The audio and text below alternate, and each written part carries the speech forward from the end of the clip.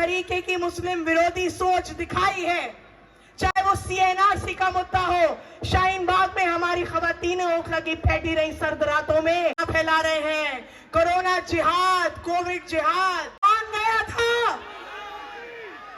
किसने संसद में भी मजबूती से उस मुद्दे को उठाया और सड़कों पे भी किसने लड़ाई लड़ी? ताजीम के काबिल जिस शख्स ने हालात का रुख मोड़ दिया हो। आपने फिर एक बार साबित किया है कि जो दिल में मोहब्बत है कांग्रेस पार्टी के लिए, राहुल गांधी जी के लिए, वो आज आपने यहाँ भारी तादाद में आकर जाहिर कर दी है और इंशाल्लाह 5 तारीख को भी आप जाहिर करेंगे या नहीं? मैं अपनी बात एक शेर से शुरू करूंगी, गौर फरमाइएगा। ए खाक नशीनो उठ बैठो, वो वक्त करीब आ पहुंचा है। ए खाक नशीनो उठ बैठो, वो वक्त करीब आ पहुंचा है। जब तख्त गिराए जाएंगे, जब ताज उछाले जाएंगे। मैं अपनी ओखला के अवाम से आज मुखातिब हो रही हूं फिर से, और आपके बीच जो इलाके के अहम मुद्दे हैं सिर्फ उनको लेकर बात करूंगी। जो तकलीफें पिछले 10 सालों से आप लोग फेस कर रहे हैं, जो तकलीफें, परेशानियां, चाहे वो डेवलपमेंट के इश्यूज हो, चाहे वो एडमिनिस्ट्रेशन की ज्यादती हो, चाहे वो अथॉरिटीज की ज्यादती हो, आपकी हर तकलीफ से मैं रूबरू हूं।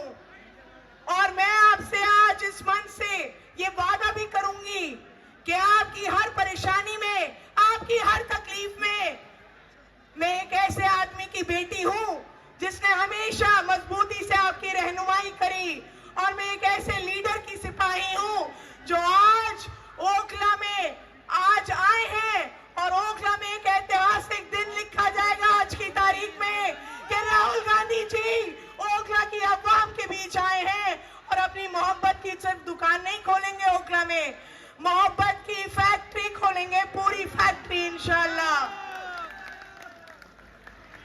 पिछले 10 सालों में आप लोगों को, चाहे वो सीवर का मसला हो, अगर मैं डेवलपमेंट पे बात करूं, सीवर का मुद्दा हो, सड़कों का मुद्दा हो, बिजली के मीटर का मुद्दा हो, पीने के पानी का मुद्दा हो, केजरीवाल ने पिछले 10 साल में ओखला को पूरी तरीके से निगलेक्ट किया है, यहाँ की आवाम को मायूस किया है, निराश किया है, और हम आज उस निराशी का बदला लेने के लिए आए हैं।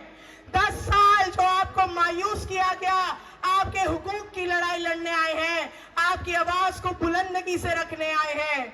मैं आपकी बेटी अरीबा, आपकी बहन अरीबा आपके बीच खड़ी है आपकी तकलीफें बांटने के लिए। 10 साल में जो शीला दीक्षित जी ने खूबसूरत दिल्ली बना के रखी थी हमारे सामने, जिसका एक एग्जाम्पल आपके पीछे चल रही मेट्रो है, ये मेट्रो शीला दीक्षित जी की देन थी। यहाँ जितने स्कूल खुले हुए हैं आज की तारीख में वो शीला दीक्षित जी के टाइम के हैं। 10 सालों में आपको आम आदमी पार्टी की सरकार ने या केजरीवाल की सरकार ने क्या दिया? वो कहते हैं कि हमने 98% दिल्ली में पानी दे दिया। 10 साल से ओखला में पानी की एक बूंद नहीं आई है, आप सब गवाह हैं इस बात के। वो कहते हैं हमने शिक्षा पे काम किया, 10 साल से एक भी नया स्कूल नहीं खुला है ओखला विधानसभा में। वो कहते हैं कि हमने हेल्थ पर काम किया, 10 साल से ओखला और बराबर के हलकों में भी कोई सरकारी अस्पताल नहीं खोला गया। आज भी इंसान एम्स और सफदरजंग भागता है, जो कि शीला दीक्षित जी और कांग्रेस पार्टी की देन है। मैं आपसे एक बात कहूंगी कि केजरीवाल जैसे मुस्लिम विरोधी की पार्टी को मसलहत के नाम पर मुसल्लत करने की जो सोच है, वो जिंदा कौम को मुर्दा करने की मुहिम का हिस्सा है, चाहे वो जानबूझकर हो या अनजाने में हो। इस हिमाकत को हम समझदारी का नाम नहीं दे सकते हैं। लगातार केजरीवाल ने जिस तरीके की मुस्लिम विरोधी सोच दिखाई है, चाहे वो CNRC का मुद्दा हो, शाहीन बाग में हमारी खवातीन ओखला की पैटी रही सर्द रातों में, कौन खड़ा था उनके लिए? कांग्रेस पार्टी खड़ी थी उनके लिए। केजरीवाल ने ये कहा था कि दिल्ली पुलिस मेरे अंडर कर दो, 1 घंटे में पूरा प्रोटेस्ट करवा दूंगा। जब कोरोना आया, कोरोना में महामारी आई, तब सिसोदिया ने नेशनल टेलीविजन पे ये कहा कि ये मरकज वाले कोरोना फैला रहे हैं, कोरोना जिहाद, कोविड जिहाद। आप सब वाकिफ हैं किस तरीके से मरकज और जमात पे ताला लगवा दिया गया। मैं ज्यादा वक्त ना लेते हुए आपसे एक बात कह के जाऊंगी कि देखिए, आज आप लोगों की वजह से हम इस जगह पर खड़े हैं, इस मुकाम पे खड़े हैं। मैं अपनी पार्टी की सीनियर लीडरशिप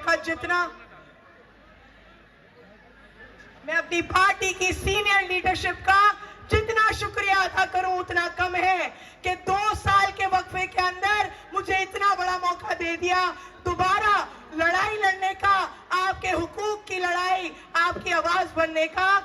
और मैं इंशाल्लाह आपसे वादा करती हूं, देखिए पूरी दिल्ली के अंदर सब टकटकी लगाए बैठे हैं ओखला विधानसभा की सीट पर। पूरी दिल्ली में चर्चा है ओखला का, और आज आपने भी साबित कर दिया है यहां आकर इतनी बड़ी तादाद में कि 5 तारीख को क्या चलेगा, क्या चलेगा। मैं आपसे ये गुजारिश करती हूं कि आप लोग 5 तारीख को इस सीट को जिताकर आप राहुल गांधी जी के हाथों को मजबूत करिए, और राहुल गांधी जी के हाथ जितने मजबूत होंगे उतना हम आपके हुकूक की लड़ाई मजबूती से लड़ेंगे। आप भी इस बात के गवाह हैं कि वाहिद पूरे मुल्क में एक वाहिद लीडर है राहुल गांधी जी और प्रियंका गांधी जी, जो मुसलमानों की, माइनॉरिटीज की, दलितों की और पिछड़ों की आवाज बने हुए हैं। आपने देखा था अभी कुछ महीने पहले जब संभल जामा मस्जिद का मुद्दा हुआ था, कौन गया था वहां? कौन गया था? किसने संसद में भी मजबूती से उस मुद्दे को उठाया, और सड़कों पे भी किसने लड़ाई लड़ी? और आज राहुल जी हमारे बीच आए हैं उसी लड़ाई को लड़ने, उसी हुकूक की बात करने, आपकी आवाज बनने, आपके लिए खड़े होने के लिए। तो क्या आपका ये फर्ज नहीं बनता कि आप अपने चहीते लीडर राहुल जी के हाथों को मजबूत करें? बताइए। मैं अपने अजीज लीडर राहुल गांधी जी के लिए एक शेर अर्ज करूंगी कि दुनिया में वही शख्स है ताजीम के काबिल, दुनिया में वही शख्स है ताजीम के काबिल जिस शख्स ने हालात का रुख मोड़ दिया हो। बहुत बहुत शुक्रिया आप सभी लोगों का, और मैं आप लोगों को यहाँ कीमती वक्त देने के लिए दिल की गहराइयों से शुक्रिया अदा करती हूँ। मुझे उम्मीद है